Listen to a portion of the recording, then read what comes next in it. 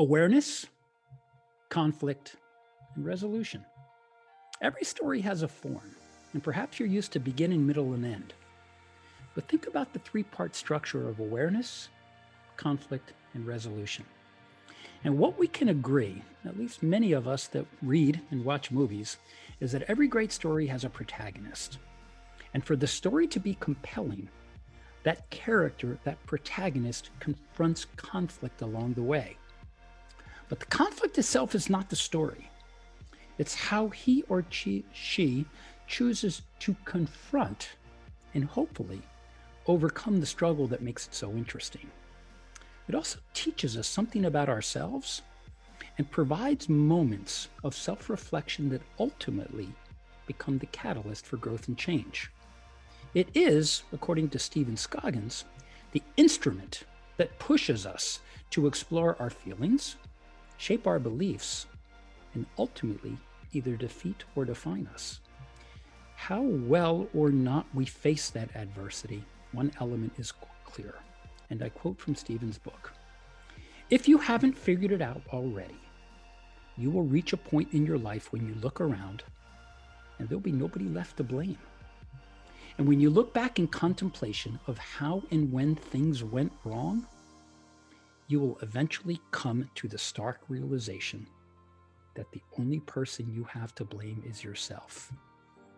This passage belongs to Stephen Scoggins, and it is the author of a wonderful book written many years ago, but as applicable today and probably applicable 100 years from now, called The Journey Principles. This is his story of transformation. Welcome to A Climb to the Top. And Stephen, welcome to the show. Hello, my friend. It's so good to see you again. It's good to see you, and thank you for coming in here.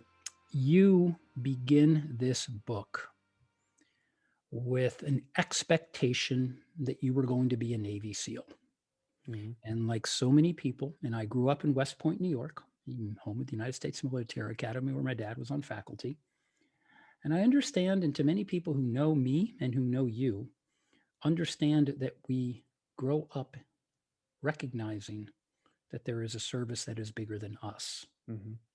But it took you, maybe it was that literal come to Jesus moment where you're standing on a bridge and all of a sudden you were told, you're not only will you not be a Navy SEAL, you're not coming into this man's Navy or Army or anything else. Mm-hmm. Why did you open the book with that?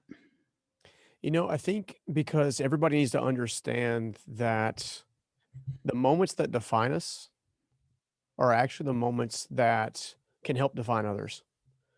And sometimes the quickest way to help somebody understand their own story is to be transparent and vulnerable with yours.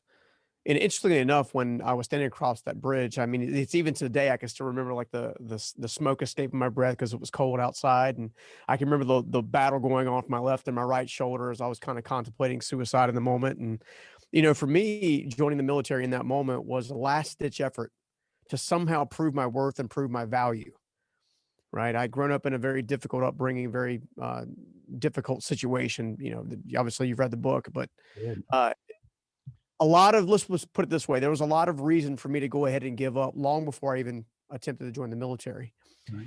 And one of the reasons I wanted to open the book up with that specific story was because it was at that moment, one of those moments of either destruction or emergence. And if I'm being completely candid and honest, I really wasn't sure which one that was going to be in the moment. It was either going to defeat you or define you. Yep, absolutely. And, you know, it turned out, you know, I had a high school girlfriend's mother that was my, what I guess nowadays you look back, hindsight being 2020, and you realize how absolutely special she was. Her name was Susan Batts. She was known to me as Mama Wama. She nicknamed me Sugar Wooga when I was dating her daughter, and I said, fine, I'm gonna call you Mama Wama, kind of deal. So just kind of goofiness.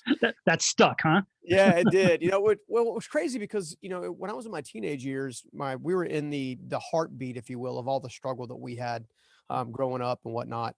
And she, for some reason, took a liking to me when I was dating her daughter. It's how she got to know me. But, you know, she fed me, she clothed me. I even have these Z-shaped scar on my hand where she paid for my stitches after I got, cut my hand on some glass. And, she was always there. Well, in that moment, what stopped me from committing suicide was actually her answering the phone. I had a broken Nokia 5160 phone that my grandmother had given me for like to kind of, call her when I got to boot camp or whatever, not realizing they'd probably confiscate the phone long before then, but you know. Um It's good to have that rabbit's foot. exactly. Yeah. So as I'm walking to the bridge, obviously I'm feeling more and more distraught, more and more destructive. I was listening to the enemies of fear and failure and not going to be amount to much. And something that rung in my head was my dad used to say, and this is long ago. I've since learned it's a lie in our family tree, so to speak, and that's that Scoggins don't get ahead, they get by. And everything I had tried up until that point had been the epitome of that message, if you will. And it wasn't until Susan answered on the fifth call. On the fifth call was the last time I was gonna try to pick up the phone and dial somebody. The first four tries, I either got busy signals Right. or answering machines, and I mean the answering machines that, like, you push record back in the day, right? Um, she picked up the phone, old raspy voice, and after about 20 minutes trying to convince me where I was at and all kinds of stuff like that, she finally got me to agree. She was probably the only person on the planet that would actually agree that I would call her at 9 a.m. the next morning. And in doing so, I think she knew just instinctively that I was in a lot of trouble. And if she didn't act quick and act fast, it was going to be a mess. But one of the 11 words, if you will, that has transformed my life that I think most people forget about most days is something that she said to me in the heart of it, that she made me literally scream back at her at the top of my lungs, which was, "This too shall pass, and what comes next will be greater." Now, I had heard "this too shall pass" before, movies and TV shows and whatever, but I'd never heard the other piece of that. What comes next will be greater. And about 2 weeks later, on my second chance, after literally having a come to Jesus moment that we just don't have time to dump into today, I not only found my faith, but I also started a construction company that became a 9-figure business over the last 22 years that employs over 400 people. And now I have the pleasure of standing on stage and writing books and doing other things that have catapulted me forward. And I think so many people, one of the reasons I want to open up with that is because so many people look at their now, if you will. And if you focus on the now, you're going to get stuck in it. Right. The difference is I was taught over time, after I was beginning to dig out, to focus on the forward and be thankful for the now and for the past, not to use it as a way to condemn myself or beat myself up about it. Right. Well, there's a couple other quotes in the book that I thought were particularly powerful when they relate to your narrative here. And it was your grandmother, all Mhm. 4 foot 11 inches, Christine Scoggins, said to you, "Hey, Yeah. Stephen, good things come in small packages, but so does dynamite." And I thought that was a great one because as you set the foundation of what you ultimately became, Mhm. that was followed in the book by another passage that I thought was the perfect follow up. Do today what others won't, Mhm. so you can have tomorrow what others don't. And so, here in your mind, you're being told that that small package is a blessing or a curse, Mhm. depends on your point of view. Yep. And then, when we put it all together, you can no longer blame everyone else for your failings. If all of a sudden, where was it along the line where you came to accept the fact that all these other people I cannot blame, I'm the only one here, and you used acceptance as the gateway or the catalyst for that change? What is it in that moment, or were there little things along the way that led you to that? I think everyone's life, including my own, there's little breadcrumbs that we're ultimately following. Right. Sometimes a breadcrumb gets missing because a bird comes down and grabs it and runs away with it, and you have to skip a step or go backwards or whatever. Sometimes there's a pothole that breadcrumb falls in, or there's all kinds of reasons that you can be like removed off your course, Yep. but ultimately it's getting back on the course that you have to keep kind of focusing on. And Right. I think for me, when I think back to the major mentors of my life, Christine Scoggins was definitely one of those. She was 4'11", fiery little dynamite stick all of her own. She owned my grandfather, who was a 6'2" world Pearl Harbor survivor, right? Like he reported to her kind of thing. Right. And, The 6'2" looking down at 4'11". Yes, ma'am. exactly. Whatever you need. That's right. And I saw it over and over again. And, there was just something about her and like Steve Mark, my first mentor. He's the one that actually formally gave me the quote, be willing to do today what others don't, so you can have tomorrow what others don't. And it was that quote piggybacked off a conversation that we had where he asked me a very simple question as a teenager. And he said, what's the difference between a rich man and a poor man? And as a teenager, I'm like, well, duh, money. And he fell into that trap. Exactly. I know, right. I just walked right into it, And he said, no, absolutely not. It's the way they think. And then he asked me another important question that I just recently started even putting out in the airwaves, just because I wanted to check with my father first. But he said, do you want to be like me, or do you want to be like your father? There were only two choices. There was only two choices. And I was at the pivotal places in life where those two choices are there. So Steve Meyer, when he looked at wealth, it wasn't wealth and money necessarily. It was wealth and overall. It was do you feel like you're consistently making progress? One of my little catchphrases now that I talk about is being stuck is nothing more than not making progress, and being unstoppable is consistently making progress. And I think I had little breadcrumbs leading me the way all the way to that point. And then when I did have my come to Jesus moment, so to speak, and I guess I'll just briefly kind of, it's a very big story. It's actually one of my signature keynotes that I give, but in essence, I was completely flat broke. I had just escaped the bridge, unemployed, homeless still, barely made it on my father's couch to kind of crash for a little while. Hadn't started a new job yet. I needed $50. My brother let me clean the cat litter box of all places. And I agreed because I needed the money. I walk into the mobile home that I technically owned, that he was renting from me, but he was making the mortgage payments on it because I didn't have any money. Like it's a, circle of. You're down and out here. You're down and out. Part of that cycle. You're not out of it.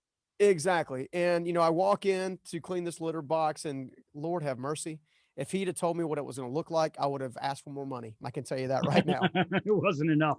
Yeah. Apparently you're supposed to empty the litter box every now and again, rather than just keep pouring sand on top of what's there. So it was full of, catches up. Yeah. I mean, it was full of nastiness, and, I kind of got on myself in that moment. I think that's where that extreme accountability came into play. I couldn't blame my decisions on my father. I couldn't blame my decisions on my grandmother. I couldn't blame my decisions on their decisions. I couldn't blame it on my mom. I couldn't blame anybody. Right. Ultimately, I'm the one that decided to give up. Ultimately, I'm the one that decided to do a bad thing or make a mistake over here, or whatever the case may be. It was me. Well, it wasn't until that I actually had to face this litter box where I'm looking at, we'll call it Tootsie Rolls and stuff everywhere, right? And I'm being forced to clean this. And this is the epitome of my life. And as I start scooping, the handle breaks. So then I have to put my thumb in the back of the scooper to keep going because I need the money. Well, then, I'm scooping harder and faster, and things kind of go crazy. And the corner of the scooper catches the bag, and the proverbial stuff goes all over the place. At that point in time, I began yelling at the top of my lungs to a God that I didn't believe in, technically. Mm-hmm. Right. I've been telling myself that I was an atheist and studied the Big Bang Theory and Darwin and all these other different things. And in that moment, there's so many things, epiphanies that happen in that moment. The first of all is I realized I was only getting to the questions that I was asking, and I was only asking the questions that I wanted to hear the answers for. It was a foregone conclusion, because you were not willing to listen to an answer unless you were in control of the questions that had already been predetermined. Exactly. Ooh, exactly. That's a tough place to be, because what do you learn from that? Nothing. Yeah, nothing. You get suffering and pain as you get to take the test again, so to speak. Right. I tell people all the time, especially when we start talking about ultimate self-awareness and an ultimate understanding of oneself in general, is that you have to be willing to basically look at the answers to the questions you're not asking. Like, right. If you're going to say, well, why me? Then you're going to get 50 reasons why you think it's you. If you can ask yourself 50 questions around what can I learn, then your brain is going to do something totally different. Well, then this is a great segue that if you were asking yourselves in the comfort zone of the questions that already had an answer, what was the catalyst that caused you to ask questions that would cause the discomfort that leads to the change? Well, the reality is this change only occurs based on two specific things: Hmm, suffering hmm. and success. Okay, two S's, Two S's. opposite ends of the Exactly. spectrum. Suffering on one side, nobody would consciously choose it. Success on the other, which is the complete opposite side of Mhm. the spectrum. But that's a very long journey It is. between one to the other. Let me switch then, because this seems to be a good place to find it.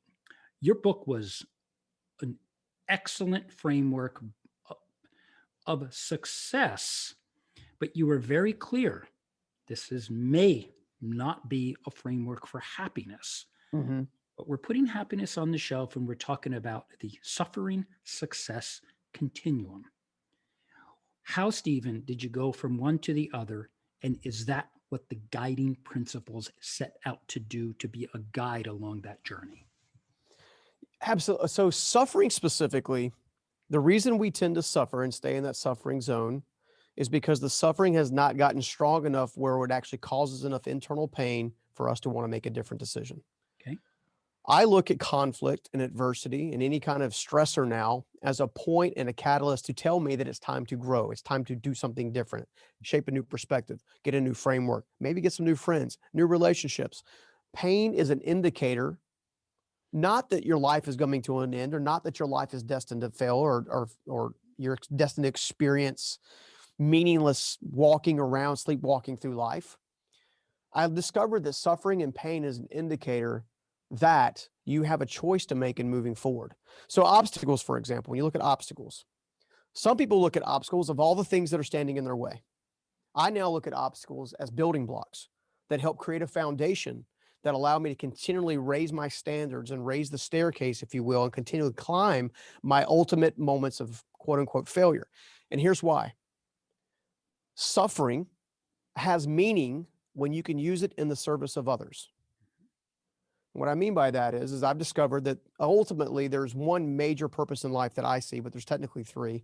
The first purpose in life that I think is the most pivotal is one of the greatest reasons that we suffer is so we can actually go back and actually help the person we used to be. If you look at all of my businesses all over the place, the Journey Principles, CHE, my real estate holding companies, all of my businesses have one major thing in common. They all serve the person that I used to be: the construction guy, the author guy, the speaker guy, the homeless guy, the down and out guy, the guy on the bridge, all of that. They are Every all a reflection of everywhere you've been. exactly. Wow. The problem is most people aren't taking the time to look at their journey objectively.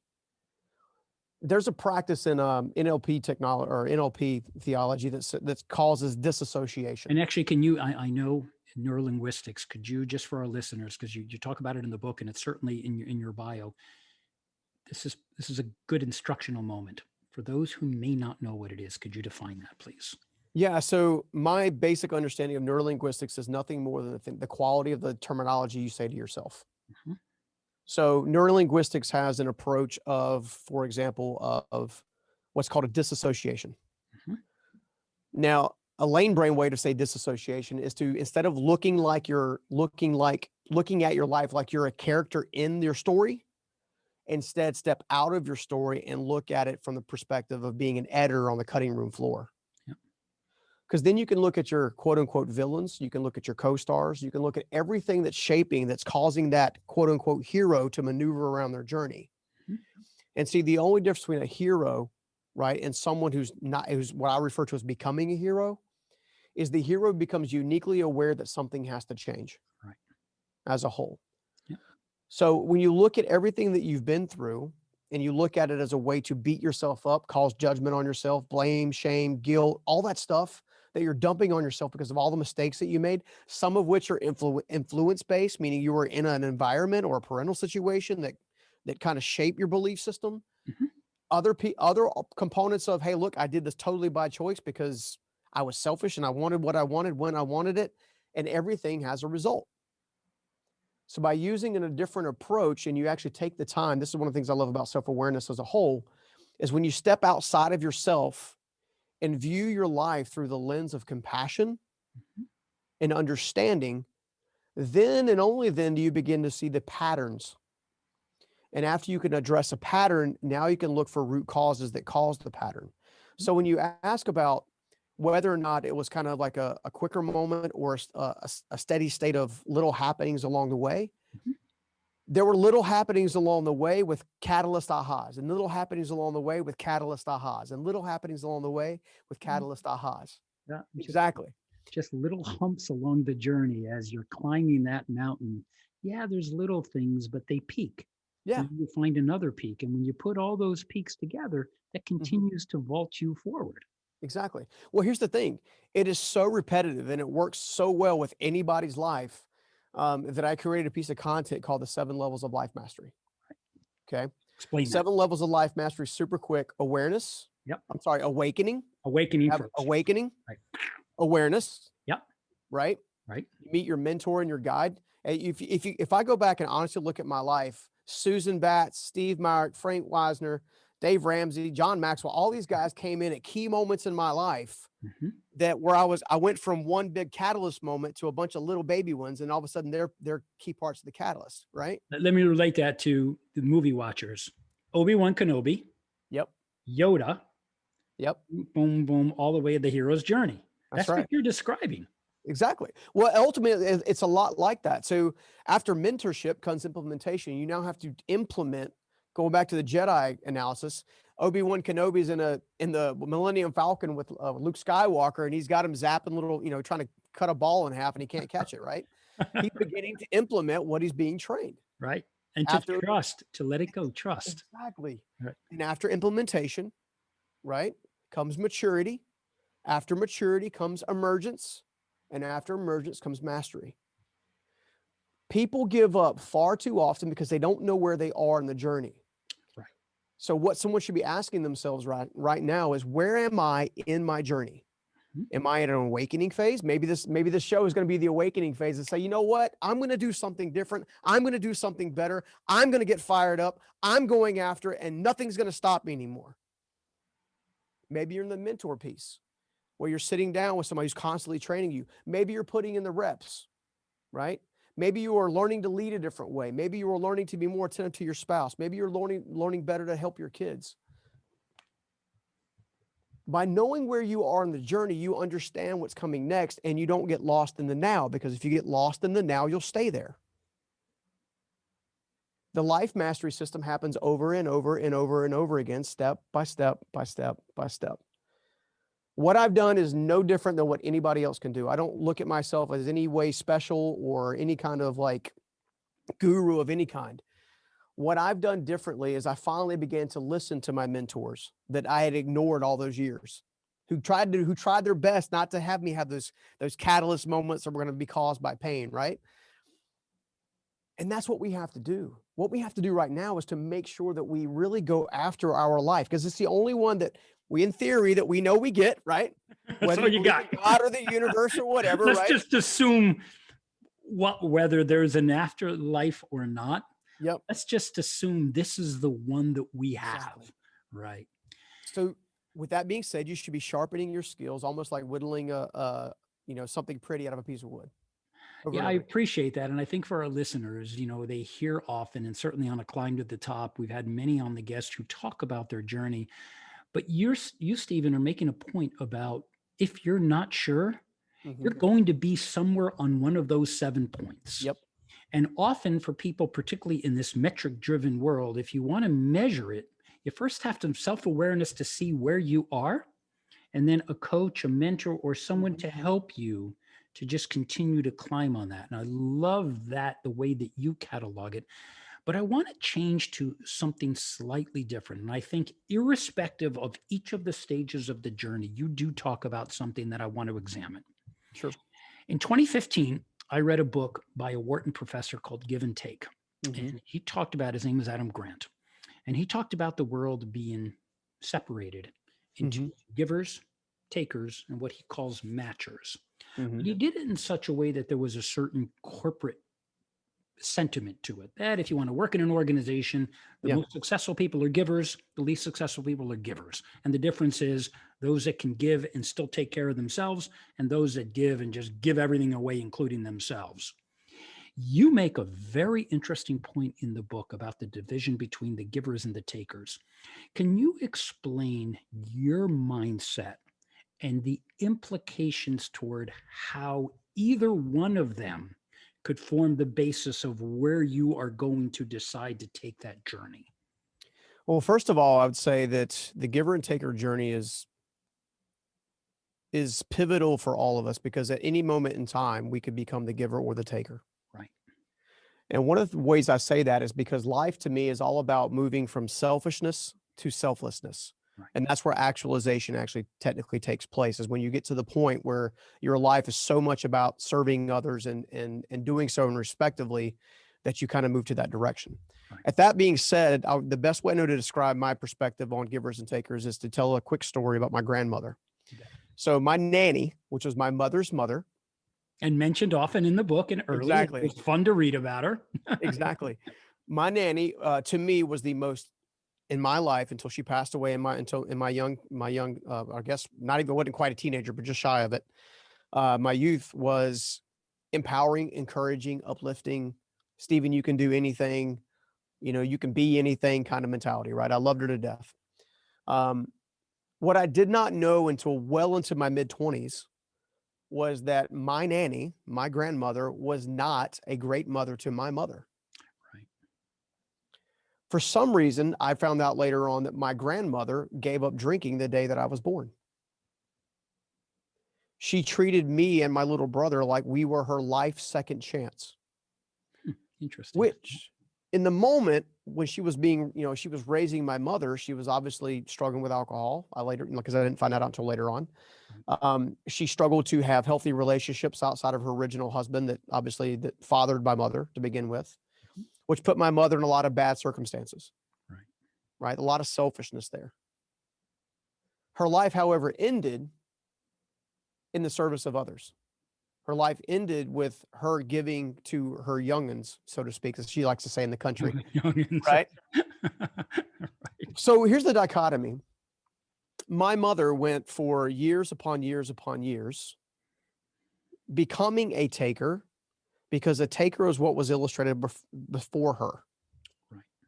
Okay. She modeled the behaviors. Exactly. She was forced to, well, I say forced to, she chose to, over the course of years, to model the behavior that she saw that my grandmother had. But on top of that, she also saw it as a way to survive. Right. So Okay. survival mechanism. It's the exactly digging in instinct that tells you I got to survive. Exactly. When I was before my litter box moment, I was very much a taker. I would borrow with the intent of not to repay. I would promise without the intent of following through. Those are methodologies of a taker. Now, givers and takers specifically have different ways of looking at the world. They're different lenses. The giver says, how much can I offer? How much value can I bring? The taker says, how much can I get? How much do you owe? What can you offer me? Right. What I've discovered about the illusion of happiness is happiness by itself is unattainable. There's a place of contentment. There's a place of connection and joy. And a lot of times you're only discovering that specifically by going from the taker mindset into a giver mindset. But then you can have a life event that forces you to go into enclosure and go into survival mode. And that's when typically some of your taking behaviors could come out again. Givers and takers by nature feed off of one another. It's not uncommon for a taker to be partnered with a giver and a giver to be partnered with a taker. Very seldom do you see two givers together. And then some of the most destructive relationships you see are two takers together. Yeah. The destruction, that's somehow contrary to nature that tends to put the poles together. Mm-hmm. We have Exactly. opposite sides of the same coin, and that's where the couples, even though that may be a spark for what is sometimes conflict, it's also part of the passion that puts them together. But what's interesting about that is in one of the chapters, the chapter was labeled, and I just see it in big bold letters. And what you talk about is the takers. And sometimes the takers get put themselves in isolation Mm-hmm. because they're not giving to others. They're actually isolated Yeah. from the universe, figuring out what to take.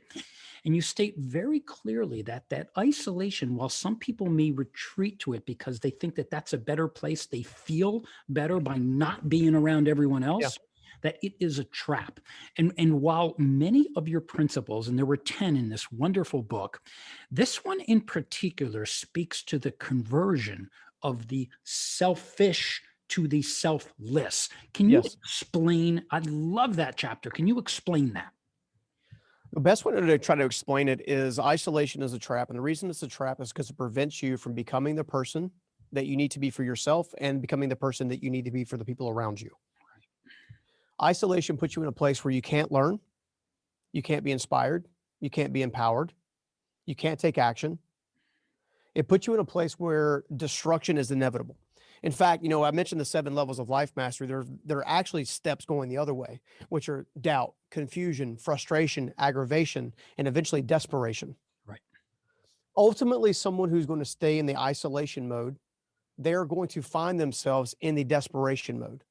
You see, the isolation part of my story predated my bridge, but not by much. I spent so much time in isolation, I didn't know my actual real value. Now, I did that as a self-preservation mode. I didn't know what I didn't know. The people I was surrounded by were basically sharks and piranha. They were just toxic people. Right. I taught my daughter a trick years ago that we actually use in the journey principles now about look at your top 5 to 10 people you spend time with, rank them on a scale of 1 to 10 about how much value they bring. Yeah. And And I'm you're the sorry. average. Yeah, I mean, if you find out anybody's under a 7, they need to be cut out of the picture for a while. Yeah. It's not people move into isolation because of confusion, frustration, and aggravation more than anything else. Okay, so they move into that isolation mode, and then out of that becomes self-preservation. They think they're doing themselves a favor. They think that they are wrapping themselves in safety and security. It's that fight or flight kind of scenario. Correct. That's what I was Okay. thinking when I read it. Yep. As a result, one of the things that I used to break away from the isolation game, because I was heavily involved in isolation, was I began to just go to the coffee shops, go to the restaurants, just go out by myself. I would put my earbuds in my ear and I would write and type. And the reason I did that is because I don't know how to articulate it in secular terms per se, but if you were to walk into a dark room, close the door, no lights on, if somebody else is in that room, you will sense their presence. Okay. Conversely, if you go into the same room and there's nobody in that room, you can also sense that there's no presence. So whatever you believe, human beings give off a certain level of, I call it frequency for lack of a better word. They give off a certain presence about themselves. Yeah. What I did is when I was trying to open up the wound, so to speak, and cleanse it and get back to a good place, right?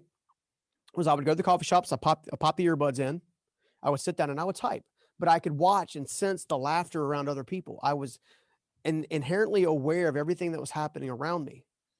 And over time, I started talking to the cashier a little more. Over time, I'd say, "Hey, would you like to sit on this chair?" That's how you baby step your way out of isolation into safety and security. Because over time, with the right principles, you can now look at people that are coming at you, meaning they're coming into your life, and you can understand, are they coming from a selfish motive or are they coming from a selfless motive? And most of the people that are coming into my life nowadays are far more on the selfless side of things than the selfish side of things. Well, what you're describing, Stephen, goes just back to the entire basis of nature where you're in the cocoon. And in Mhm. order to come out of the cocoon, that space in between is pain Yep. and someone's hurting. And it's the struggle Yeah. that ultimately, when you come out of that, you're freed. The good news about being in the cocoon, feel safe. The Mhm. bad news is you're isolated and you're in your trap until nature slowly, there's no explosion. It's not a rocket ship. It's a slow evolution Yep. on your way out. And that's what you're describing. So I felt in the book, it felt very natural to me to the way that you described it, because it spoke very much to just our normal being, nothing in particular, just back to human nature. Yeah. So let's, this is wonderful. Let me summarize a couple of things for our listeners, because I think there's some key lessons here. That the journey is a sum of several principles of 7 that can work both for you on the way up, but also can be destructive on the way down if you don't preserve Exactly. the things that got you along the way. So that's the mastery. The journey itself, the principles along the journey. So while the journey is cataloged, it's the principles by which you are living that are causing you to mark yourself along the journey. Could you let everyone know where to find your books? Books, different things. Where do we find Stephen Scoggins? Because I would like, as a call to action for our listeners, that this is stuff that people can relate to and that so many need. So help us to understand where we can find you. Well, first of all, it's an honor just being here to help share today. Thank you for that. Thank you for coming on. The best place to find me is either at journeyprinciples.com or stephenscoggins.com. You can find the Journey Principles everywhere books are sold. We do have a major release of a new book coming out first part of next year. Talk to us about it. Yeah, I can't talk too much about it just yet, but it's coming. Okay, it's good. Thanks for the heads up. Absolutely. If you want some free content just to kind of help you get started, you can always find us at YouTube, and that's probably the best place to get some just free content. Yeah. And let's take stock. And Stephen, I'd like you to talk directly to our listeners. As you think about the wonderful stories and the vulnerability that you shared on your journey, for all those listening that are going to relate to some point along the journey, what do you want them to think? What do you want them to feel? And last, the call to action. What do you want our listeners to do with the insight that you've provided? So let's start with the first one. What do you want them to think about their lives, their possibilities? It's not over. Right. There's a good. It's not over. No, seriously. Good way of putting it. Right. Yeah. I want them to understand that whatever they've made of their journey so far, whether they're happy with it, pleased with it, they're afraid of it, hurt by it, or whatever that is right now, you're just getting started. Yeah. You really are. I would have never thought when I was over top of that bridge that I would be writing books and standing in front of thousands of people talking and speaking. And you just don't know. So you got to keep going. All right. What do you want them to feel? I want them to feel hope and inspiration. Indeed. In fact, I think that's, we all want that. But I think to your point, that unless you are open and inviting to the Yodas and the Obi-Wan Kenobis, because your point, you made a very important one. Your mentors, John Maxwell, Dave Ramsey, they were important to you at a point in your life where you were finally open to accept their help. And look what they did. They helped you along the way through each of those different peaks along those destinations. And now, what do you want them to do?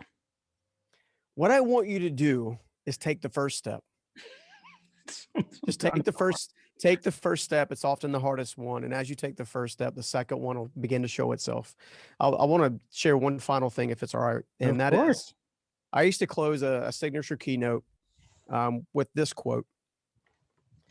And it's that every journey has a principle. Every principle offers a promise. But when you live by the right principles, you also get to live by the promises.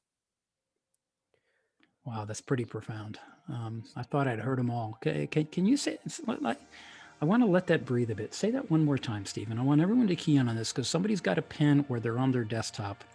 That this is a learning opportunity because it's an insightful piece of the advice. Say that again. Every journey has a principle. Let's go through this so that people can really lock in. Every journey has a principle. Meaning they are living life by the right principles or the wrong one, period. You are living life by the right principles or the wrong one. Exactly. So if every journey has a principle, inside of every single principle offers a promise for results. Inside of every single principle offers a promise for results. Good or bad. Good or bad. So if you live by the right principles, you also get to live the promises. So every journey has a principle. Every principle has a promise. Inside of every, excuse me, I messed my own quote. We've all done that. Yeah, no worries. Every journey has a principle. Every principle has a promise. And if you live by the right principles, you also get to live by the right promises. Well, what you're describing here, Stephen, is the mountaineer in me. What I know is it's very easy at the bottom of the mountain. Just give in to the impulse. There's the top, and you're thinking about the top. That's not the way we climb mountains, because that's not the way to get there. What we know is the first step is the hardest because they're so terrifying. But also, we don't focus on that. We focus on the step at a time, because that journey up the mountain, your journey, the journey principles, it's a culmination of all these stages along the way. And yet somehow people feel that they think that there's a shortcut to that top. I think, right, exactly. Sorry. I didn't mean to laugh. Are you serious? Shortcuts. There's no shortcuts to the top. Indeed, Stephen, this has just been wonderful. And I urge all of our listeners to abide by Stephen's principles, or many of us on the show. Stephen wakes up every day and goes to the work in the service of all of your happiness and success. And for that, Stephen, we are blessed that you have come on to A Climb to the Top to share your story and, of course, the journey principles. It's been my honor, my friend. Hope to do it again. Thank you very much, Stephen. And to our listeners, you have listened to A Climb to the Top, Stories of Transformation. I'm Chuck Garcia. You can always reach me on my website, chuckgarcia.com. Hit the contact button, drop us a line, let us know how you're doing. Good night to all of our listeners.